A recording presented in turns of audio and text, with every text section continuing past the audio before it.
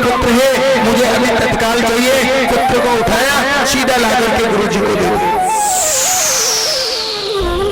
लो गुरु माता, ये आपका पुत्र है, आप अपना पुत्र ले लीजिए।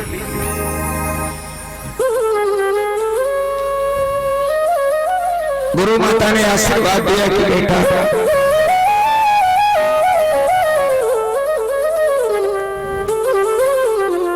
कभी जीवन में कोई आदमी मात्र तो क्या, लेकिन देवता भी तेरे से कभी नहीं जीत सकेंगे। कभी तो किसी से हार नहीं मान सकता, ऐसा हमारा आशीर्वाद है। वो संत लिया। अब देखो मेरी बात सुनो, गुरु की कृपा होती है। आप सभी लोग हैं यहाँ पर, कलयुग है। कलयुग में केवल 100 वर्ष की आयु होती है। 100 वर्ष की होती है। कितने वर्ष? 100 वर्ष। अगर मान लीजिए कि 100 वर्ष को दिन रात में अगर बांटा जाए तो 50 वर्ष तो सोने में निकल गए रात्रि में, 50 और बचे। फिर थोड़े बहुत दिन हैं, 10-20 साल जो है खेलने कूदने में निकल जाएंगे। फिर थोड़े दिन पेट भरने की विद्या सीखने एक थैला लेकर के किसी गुरुकुल में जाएंगे, वहां लग जाएंगे। 35 साल की उम्र हो जाएगी। फिर माता पिता श्री मित्र जी के चरणों में अपन को अर्पण कर देते हैं, तो उनके चरणों में निकल जाते हैं, भजन नहीं कर पाते। मैं तो आप सभी लोगों से विनती करता हूं कि आज से भजन करो। अपने जो छोटे छोटे बालक हैं उनको धर्म से जोड़ो। अगर तुमने आज अपने बच्चों को, अपनी बच्चियों को, अपने बालकों को अगर धर्म से जोड़ा तो एक दिन ये बच्चे तुम्हारे लिए वो कर जाएंगे जो तुमने कभी जीवन में नहीं सोचा। इनको जोड़ो, इनको गुरु मंत्र की शिक्षा दिलाओ, इनको दीक्षा दिलाओ। अगर इनको गुरु मंत्र दिलवाया, इनको ऐसा किया तो इनके जीवन में कल्याण होगा, उनके जीवन में प्रकाश होगा, इनको शक्ति मिलेगी, शक्ति से भक्ति मिलेगी, भक्ति से कृपा मिलेगी, और फिर कृपा मिल गई तो फिर समझो आनंद ही आनंद है।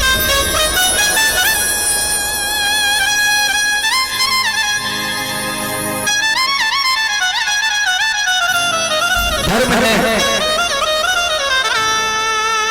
हर इंसान का अलग अलग धर्म होता है। केवल काम करने का, कोई खेती बाड़ी करता है, कोई पेट करता है, कोई दुकान लगा करके पेट करता है, तो कोई मजदूरी करके बढ़ता है। लेकिन सबके जीवन में ये एक चीज ऐसी है, ये काम आती है। कभी अगर तुमने अपने धर्म में भी अगर कुछ तुमने दान किया तो उसका भी पुण्य तुम्हें अधिक मिलेगा। ये आप लोगों के बीच में ऐसा होना चाहिए। इससे क्या होता है कि जो जीवन का जो रोड होता है, जीवन का, उस जीवन के रोड पर जब हम चलते हैं, जितने दिन के लिए जगह जगह ब्रेकर बन जाते हैं, जब हम चलेंगे तो वो ब्रेकर सामने आ जाता है, हमें पता लग जाता है कि यहाँ ब्रेकर है, अगर इसको जोर से लागेंगे तो खतरा है। आज श्री कृष्ण भगवान है, गुरु कृपा है, आशीर्वाद मिला, वहां से चलते हैं। अब उस संत को लेकर के चल रहे हैं। कौन से संत को? भगवान के पास कौन सा संत था? बताओ। अभी मैंने नाम बोला है, अभी हाल आपको नाम बताया, अभी हाल आप भूल गए। कभी किसी ने पूछ लिया कि भगवान श्री कृष्ण के पास कौन सा संत था, फिर आप क्या बताओगे? भागवत में एक श्लोक है, ऋषिकेश पंचजन्य। ऋषिकेश कहते हैं भगवान श्री कृष्ण को, भगवान श्री नारायण को ऋषिकेश पंचजन्य। पांचजन्य नाम का जो शंख है ना, ये भगवान श्री कृष्ण के पास है। इसलिए कहा है कि ऋषिकेश पांचजन्य देवदत्त धनंजय, देवदत्त नाम का जो शंख है, धनंजय धनंजय बोलते अर्जुन को, देवदत्त नाम का जो शंख है वह अर्जुन के पास है। याद रखना, बहुत सी चीजें ऐसी होती है कि जीवन में काम आती है। अपने पूजा के स्थान पर एक छोटा सा शंख भी होना चाहिए। शंख में लक्ष्मी का निवास होता है। पूजा करने के बाद में थोड़ा उसमें पानी डालो, उससे 3 बार भगवान पर घुमाओ, थोड़ा पानी इधर डालो, थोड़ा इधर डालो, फिर उसके बाद में जो बचे उससे घर में छींटे मानो, इससे तुम्हारे घर की शुद्धिकरण होगा। कभी किसी भी प्रकार की दुष्ट आत्माएं जो होती है, वास्तु शास्त्र के हिसाब से जो दोष होते हैं वो कभी नहीं लगते। बहुत बड़ा बात तो है शंख का। आज श्री कृष्ण भगवान उसी शंख को बजाते हैं और सभी स्वागत करने के लिए भगवान श्री कृष्ण के पास जाते हैं, प्रेम से लेकर के आते हैं मथुरा में। अब मथुरा में लेकर के आ गए महाराज, मंदिर पे ले गए, पूजा अर्चना करवाई, भक्ति दिलवाया, भगवान की भक्ति होती है। देखो श्री कृष्ण गोविंद हरे मुरारी हे नाथ।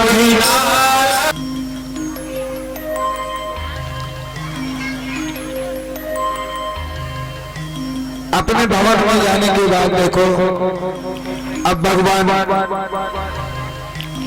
श्री कृष्ण को कोई कन्हैया नहीं कहता, कोई कन्हवा नहीं कहता, कोई लाला कहकर नहीं बोलता। श्री कृष्ण भगवान का जो नाम है ये बहुत बड़ा नाम अब इनका पड़ गया। मथुरा आदिपति वासुदेव नंदन यद कुल कमल दिवाकर श्री कृष्ण चंद्र, इतना बड़ा नाम युवराज बना दिए महाराज। अब युवराज बन गए, लेकिन भगवान को देखो,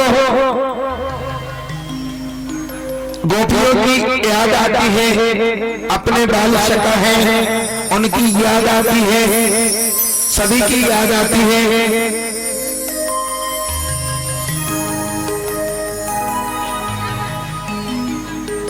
लेकिन मन उदास रहता है। अब जब किसी की याद आती है तो देखो मन तो उदास होगा ही सही। आज श्री कृष्ण भगवान न तो किसी से बोलते हैं, नहीं किसी से हंसते हैं, और नहीं किसी के पास बैठते हैं, उठते हैं, चुपचाप मौन रहते हैं, एकांत कमरे में बैठे रहते हैं। बिल्कुल एकांत में बैठे हैं महाराज।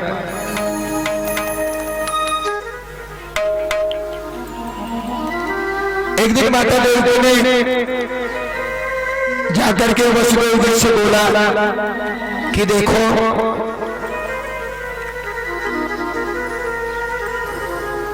अभी तक तो मैंने आपसे कुछ नहीं बोला, इतने दिनों से लाला यशोदा मैया के पास रहे,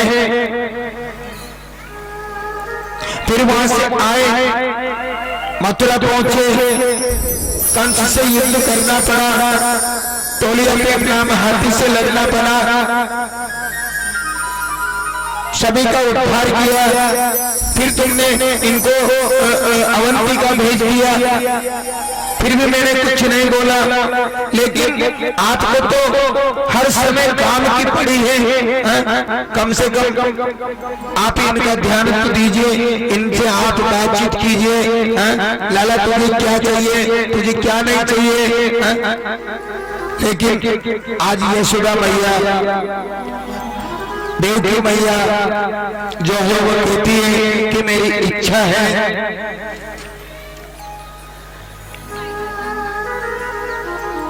कि कि मेरी इच्छा है मैं कन्हैया को कुछ खिलाऊं।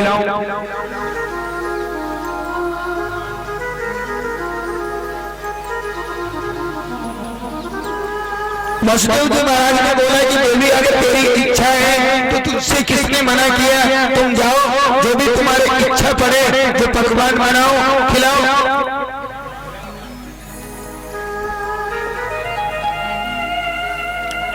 हमने मना क्यों किया?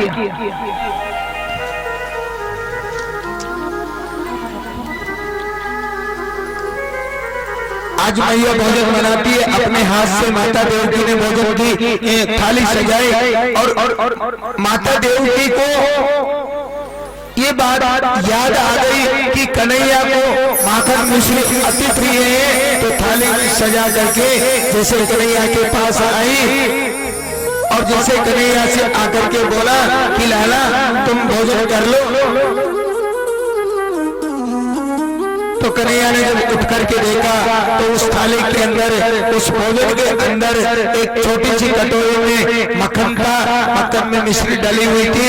उसी को देख करके मैया यशोदा की याद आ गई और जब याद आई तो वो रोने लग गया और जब भगवान इधर रोने लगे तो इधर थर थर देवकी माता जो है ना वो कांपने लग गई। चल करके वापस आ गई।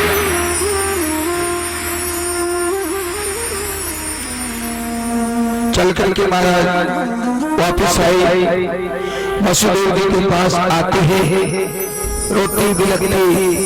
माता देवकी कहती है कि स्वामी आपने ये क्या किया? आपको कोई टाइम नहीं है, आपके पास बहुत सारे नौकर हैं, चाकर हैं, काम करने वाले हैं, कम से कम आप जाकर के पूछो तो सही, कुछ तो पूछो।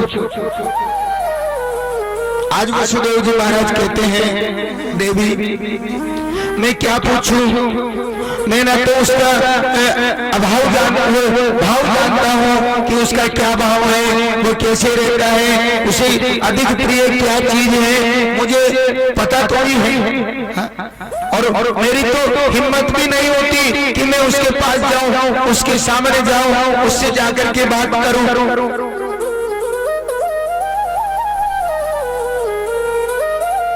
कुछ करता हूं, सीधे चल करके ये उद्धव जी के पास जाते हैं। उद्धव जी को बुलाया, उद्धव जी बृहस्पति देव शिष्य हैं, परम आदरणीय बृहस्पति देव के परम शिष्य उद्धव जी महाराज को बुलाया, आकर के प्रणाम किया। प्रभु मेरे लिए क्या सेवा है कि तुम जाओ कृष्ण के पास जाओ, हमारी हिम्मत नहीं होती कि हम जाकर के पूछें, तुम उनके भक्त भी हो, प्रेमी भी हो, मित्र भी हो, तुम जाकर के पूछो। उन्हें कोई चीज की अगर आवश्यकता है तो बिल्कुल निसंकोच हो हमसे बोले, हम उसकी पूर्ति करेंगे। उद्धव जी महाराज कहते हैं कि प्रभु तुम चिंता मत करो, मैं भगवान के पास जाता हूँ। और जैसे महाराज श्री कृष्ण भगवान के पास उद्धव जी आए, आकर के उद्धव जी ने कहा कि प्रभु आपको पता होना चाहिए, जिस दिन से आप गुरुकुल से लौट करके आए हैं उस दिन से न जाने कितनी प्रकार की चर्चा पूरे मथुरा के अंदर हो रही है। कोई क्या कहता है, कोई क्या कहता है, कोई दुखी है, कोई कहता है लाला दुखी है।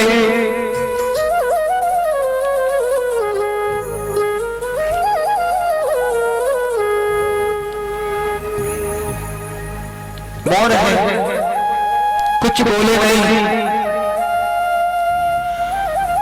आंखों में से आंसू बह रहे हैं।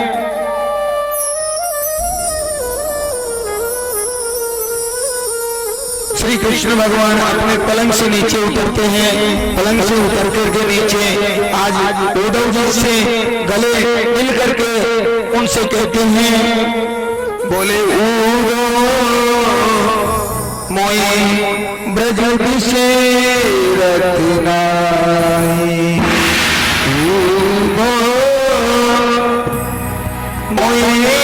अभी भूल नहीं सकता।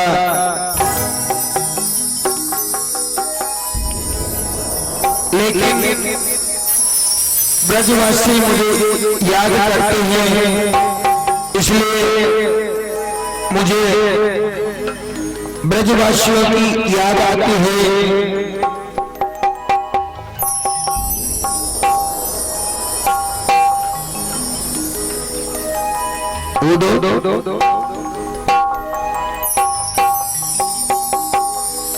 मुझे याद इसलिए आती है कि ब्रजवासी जो है बेचारे मुझे याद करते हैं, इसलिए मुझे याद आती है। अगर वो मुझे याद ना करे तो मुझे क्यों याद आए। आज गौ माता भी याद करती है। देखो बहुत बड़ी बड़ी की बात है। गोपी उत्सव सम्मान कोई छोटी मोटी बात नहीं है।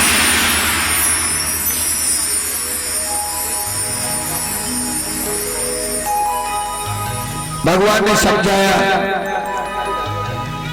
उद्धव वहां से चले कि प्रभु मैं जरूर जाऊंगा, लेकिन एक बात है प्रभु, मैं जाऊंगा तो सही, लेकिन मैं 1 घंटा से अधिक नहीं रुकूंगा।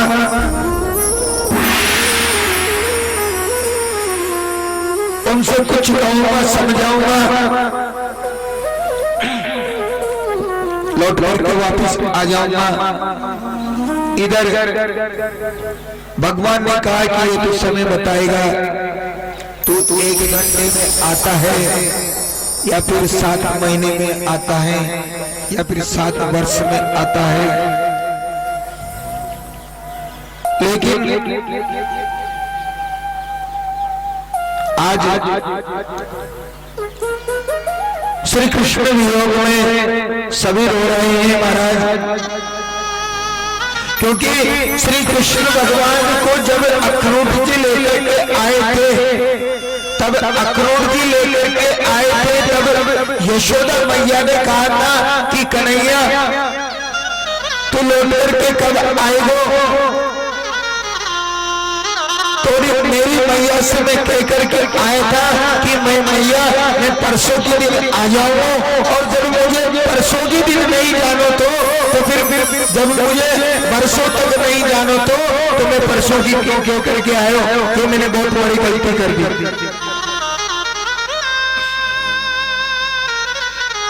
उद्धव जी महाराज वहां से रथ लेकर के चलते हैं, और रथ लेकर के देखो वहां से जैसे चले, बीच में बच्चे बैठे हैं। वो बच्चे जो रोज श्री कृष्ण भगवान के संग खेलते हैं, कूदते हैं, भोजन करते हैं, माखन चोरी करते हैं, वो बच्चे रोज बैठते हैं। और जब दिन अस्त होता है तो घर जाते हैं, तो घर जाकर के क्या कहते हैं कि मैया कन्हैया तो आज भी ना आए। शाम होती है, बच्चे सोते हैं, तो मैया रात भर प्रार्थना करती है भगवान से कि सूर्य नारायण भगवान कल सवेरे जल्दी उगना, क्योंकि हो सकता है शायद कन्हैया कल आ जाए। रोज आते हैं। आज उद्धव जी गए रथ लेकर के, बीच में मिल जाते हैं, एक लाला रूठ जाता है, सभी आकर के देखते हैं, लेकिन इसमें भगवान नहीं है। उद्धव जी ने कहा कि देखो मुझे श्री कृष्ण भगवान ने भेजा है, उनको याद आती है। मैया यशोदा के पास गए, मैया यशोदा को समझाया, फिर गोपियों के पास गए, फिर राधा रानी के पास गए, यानी कि उद्धव जी को लौट करके आने में 7 महीने लग गए महाराज। 7 महीने ऐसे प्रेम चक्कर में फंसे, ऐसे प्रेम जाल में फंसे।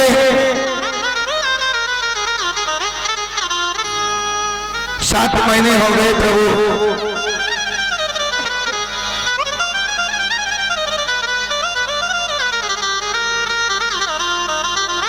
और जब लौट के वापस मथुरा आ गए, सबको समझाया, सारी बातें हुई, प्रेम संदेश भेजा।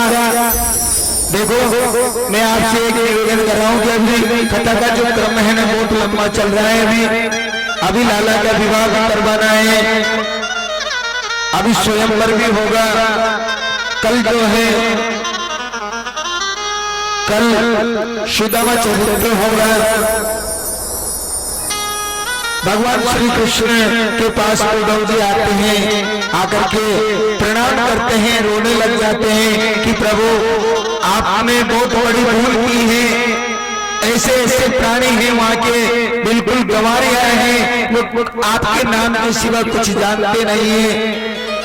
ऐसे आदमियों के साथ में, ऐसे भक्तों के साथ में आपने ऐसा अच्छा नहीं किया कि आप उनको छोड़ कर आए और यहाँ पर तुम रहते हो, आप वहां चले जाओ।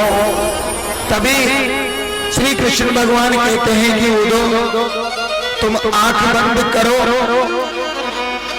इतने में उद्धव जी ने आंख बंद की, फिर भगवान ने बोला कि तुम आंख खोलो।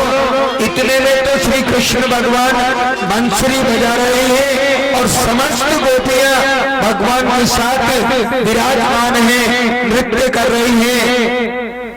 बड़ा आनंद मिल रहा है।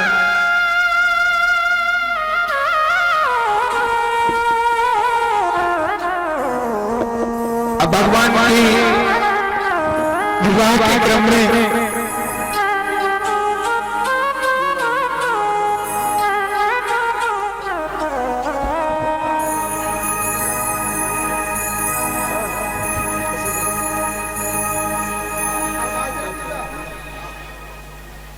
ये तो प्रेम की बात है।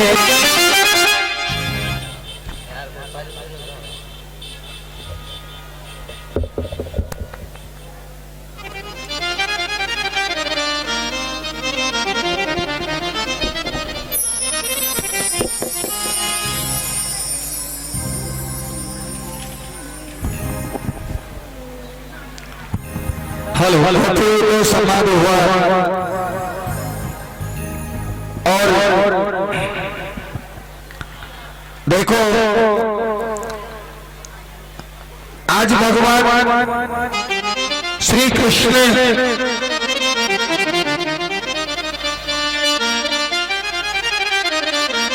मथुरा में है, लेकिन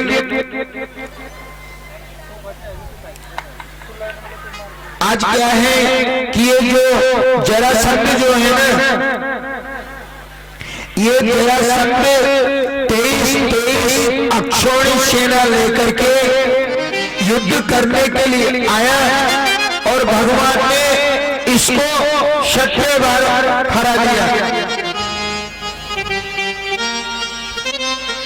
23 अक्षौणी सेना लेकर के जरासंध जैसे आता है, हर बार भगवान हरा देते हैं, भगा देते हैं। लेकिन 18वीं बार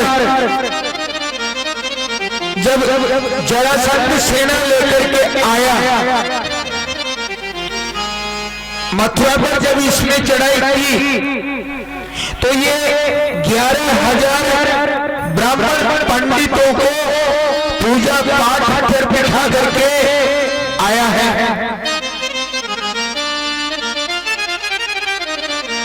वेद वेदांत के मंत्र है, तुम जाप करो, भगवान से प्रार्थना करो कि हम विजय, हमारी जो है विजय होना चाहिए। ब्राह्मणों को पाठ पर बिठाया। ब्राह्मण बेचारे गरीब हैं, उन्होंने सोचा कि अगर नहीं बैठेंगे तो ये हमें मार डालेगा, तो क्यों ना पाठ पर बैठ जाए। इधर भगवान अंतर्यामी है, भगवान ने सोच लिया कि ये पाठ पर 11,000 ब्राह्मणों को बिठा करके आया है, तो जरूरी तो है ही नहीं कि हमारी जीत हो, अब की बार हार जाए।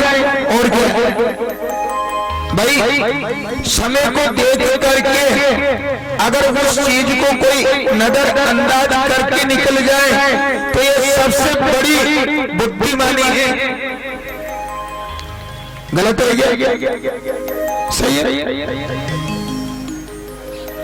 आज भगवान ने सोचा अगर मैं जरासंध को मार डालूंगा या फिर इसकी सेना से मैं लड़ूंगा या फिर इससे मैं लड़ूंगा तो ये वापस भाग जाएगा, और अगर मैंने इसको मारा और ये बच करके कैसे न कैसे भाग गया तो वो जो 11,000 ब्राह्मण बैठे हैं ना पूजा पे, उनको ये मार डालेगा, उसका पाप भी मुझे लगेगा, इसलिए हारने में फायदा है। और भगवान हार गए,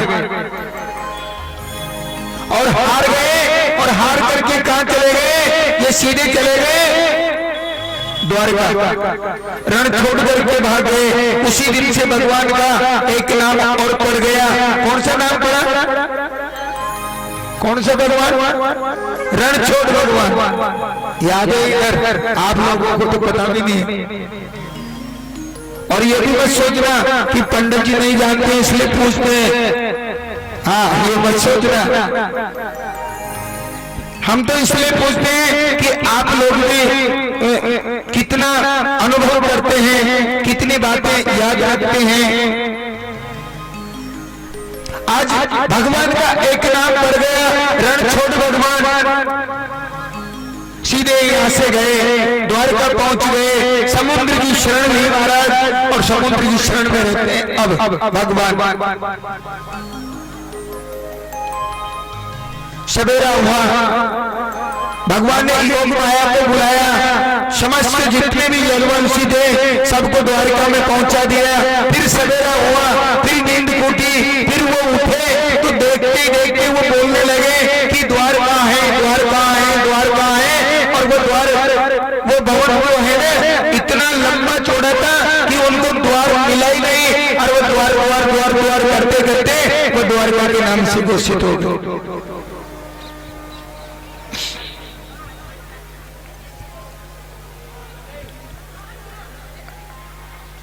भगवान अब द्वारका में रहते हैं, द्वारका वैशाली।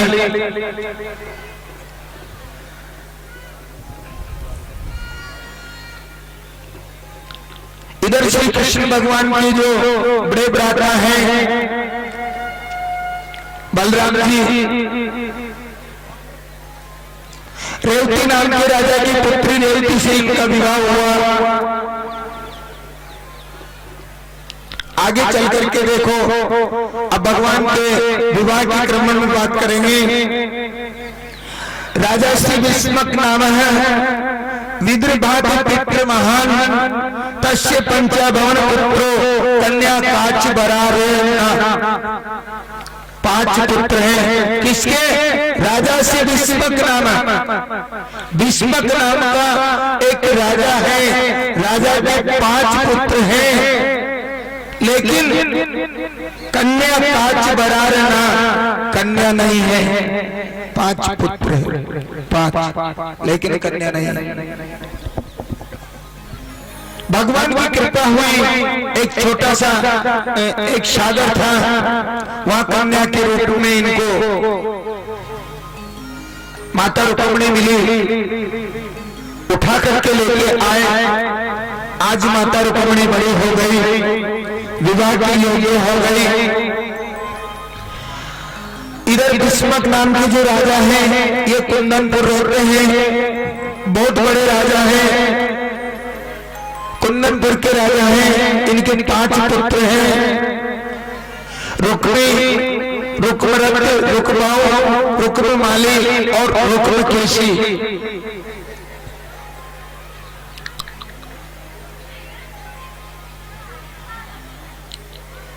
इधर क्या नाम है कि स्वयंवर भी है।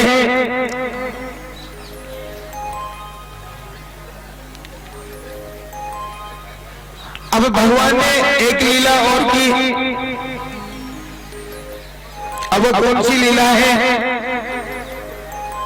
और इधर क्या है, इनका विवाह भी किसी और से होने जा रहा है, लेकिन भगवान से प्रेम करती हुई भगवान को पति मानती है कि मैं गोविंद की पत्नी बनकर रहूं, शिशुपाल की नहीं। बात कहां पर चल रही है, शिशुपाल के संग। लेकिन माता रुक्मिणी ये चाहती है कि मैं गोविंद की पत्नी बनूं, मैं गोविंद भगवान के श्री चरणों में हमेशा आजीवन दासी बन करके रहूं। और ये बात केवल उसकी बड़ी भाभी को पता था।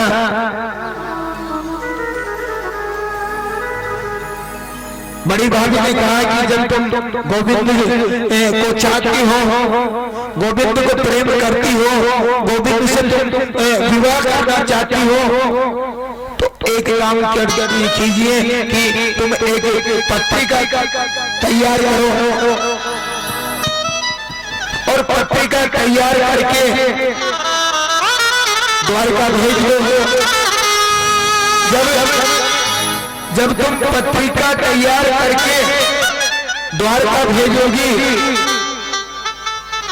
तो गोविंद भगवान को पत्रिका मिलेगी, और जब गोविंद भगवान को पत्रिका मिलेगी तो गोविंद स्वयं आ जाएंगे, फिर तुम्हारा काम बन जाएगा।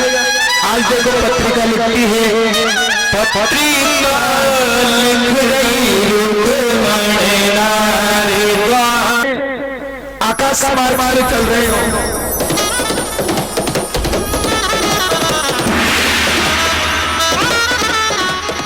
रुक्मिणी जी का जो बड़ा भाई है रुक्मी, वो आ गया, भगवान से लड़ाई की, भगवान ने उसको पकड़ करके बांध लिया, रथ के जो पहिया जो होता है ना चक्का, उस चक्के में बांध दिया। साले जी हैं, द्वारका ले जाएंगे, सत्कार करेंगे। लेकिन एक बहुत बड़ी बात है कि महाराज 20,000 सैनिकों के बीच में अगर कन्हैया आता है, रुक्मिणी जी को उठा के ले जाता है, लेकिन कोई भी सैनिक बीच में नहीं बोला, आपस में बातें कर रहे हैं। जब पता चला ना कि रुक्मिणी जी कहाँ है, रुक्मिणी जी कहाँ है, रुक्मिणी कहाँ है, किसी ने बोल दिया भैया हमने तो इधर जाती देखी थी, लेकिन आज सैनिक आपस में बातें करते हैं कि देखो हमने देखा तो था, लेकिन केवल कन्हैया को देखा था। वाह क्या होठ है, कमल जैसी पंखुड़ियां, कोई कहता है वाह क्या नेत्र है, कोई नेत्रों का बखान करता है, कोई होठों का बखान करता है, कोई चाल का बखान करता है, कोई पीताम्बर का बखान करता है, कोई बांसुरी का बखान करता है। एक ने तो बोल दिया कि मैंने तो भैया देख लिया था, लेकिन बोला इसलिए नहीं कि रुक्मिणी जी की और कन्हैया की जोड़ी बराबर है। रसिक संत कहते हैं, क्या कहते हैं कि नंद लड़ा तुम हो की लली, कि नंद लड़ा तुम हो की लली तो गले कट जाते करोड़ों के। भगवान का शुक्र अदा करो, लाला तू लाली नहीं बनाई, लाला बनाए हैं, जितने भी इतना नखरे हो रहे हैं, अगर कहीं लाली बना देते तो मामला गड़बड़ हो जाता सब। काला है, तिरछी नजर है, टेढ़ी टांग है, सब कुछ है, लेकिन फिर भी जादू है। इसलिए संतों ने कहा कि नंद लला तुम होती लली तो गले कट जाते करोड़ों के भगवान का शुक्र अदा करो कि तुझे लाली नहीं बनाया, लाला बना दिया। अब देखो भगवान के विवाह के क्रम में चलेंगे। आज बड़ी धूमधाम से भगवान श्री कृष्ण का विवाह करेंगे। विवाह के बाद में कन्यादान होगा। कन्यादान के बाद में सभी फिर आशीर्वाद लेंगे। फिर उसके बाद में आरती होगी, प्रसाद वितरण होगा। फिर उसके बाद में यहाँ से छुट्टी मिलेगी। इतने आपकी छुट्टी नहीं मिलेगी।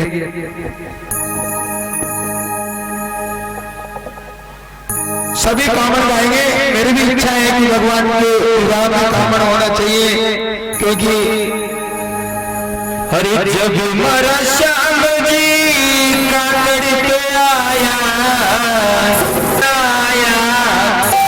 हरि काकड़ी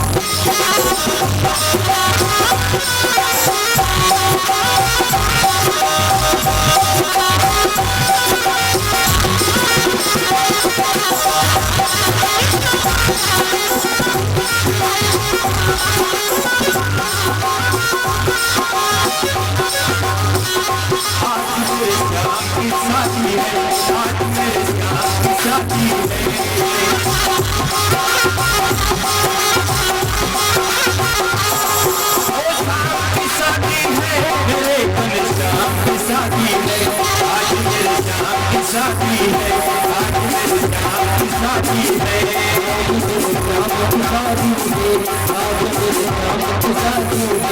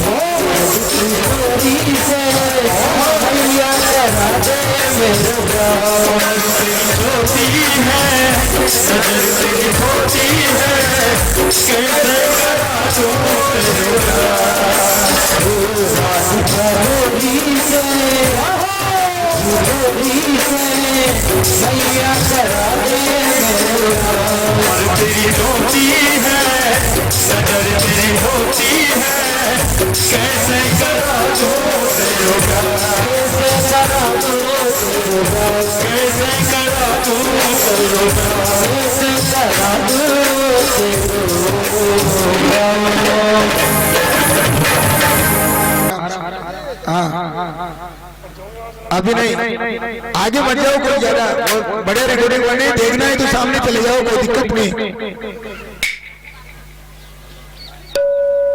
सभी ताली बजाना जब माला डले। हाँ हाँ चलो, हाँ चलो, हाँ डालो माला, डालो डालो।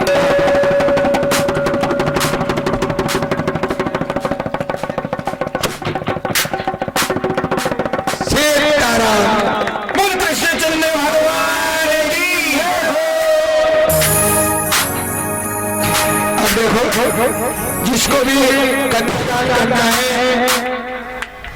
देखो ये सबसे बड़ा दान है। आज के जो मुख्य मेहमान हैं वो चल करके आए और वो कन्यादान करेंगे।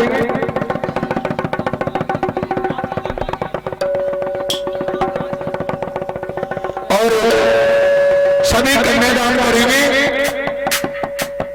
सबसे पहले जो आज के मुख्य मेहमान हैं वो कन्यादान करेंगे। आप सभी इस कन्यादान में सहभागी बन सकते हैं, कोई बुआ के रूप में, कोई भाई के रूप में।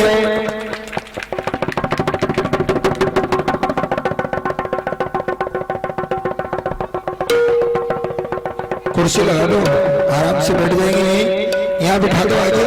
और माता रुक्मिणी जी का कन्यादान करें।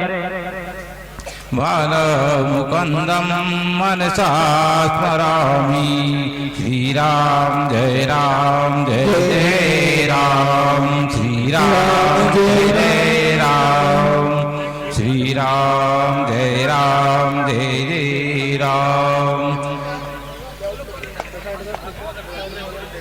सर्वमंगल मंगली शिवे सर्वासादि शरण त्र्यंबके गौरी नाम। सोने की हो भैया, हाँ थोड़ा संभाल के रखना। आराम से आए सभी माता बहन, एक एक करके कन्यादान करें। जो भी कन्यादान करना चाहे वो कन्यादान कर सकते हैं। नमामि समीशा। ये पुण्य बहुत बड़ा पुण्य होता है महाराज। हाँ बड़े भाग्य से आप लोगों के ग्राम में आज भगवान कृष्ण का विवाह हुआ है और इनके माता पिता बनाओ, इनके भाई बहन बनाओ, इनसे प्रेम बनाओ इनसे कि प्रभु आप इस प्रकार से हमेशा हमारे ग्राम बिजोरा में आते रहना। सभी माता बहन एक एक करके माता जानकी का कन्यादान करेंगे, रुक्मिणी मैया का। धन से, पुष्प से, अन्न से, धन से, हीरा जवाहरात जो भी आपकी इच्छा है, माता जानकी का रुक्मिणी मंगल हो रहा है। सभी परिवार भाई भाइयों, पिता सवार और माता बहने देखो थोड़ा थोड़ा करके, ये नहीं है कि 10 माताएं ऊपर आ गई, थोड़ी नीचे चले जाए, वाली बात नहीं है। एक एक करके आए और सातवां नंबर आएगा। हाँ हाँ और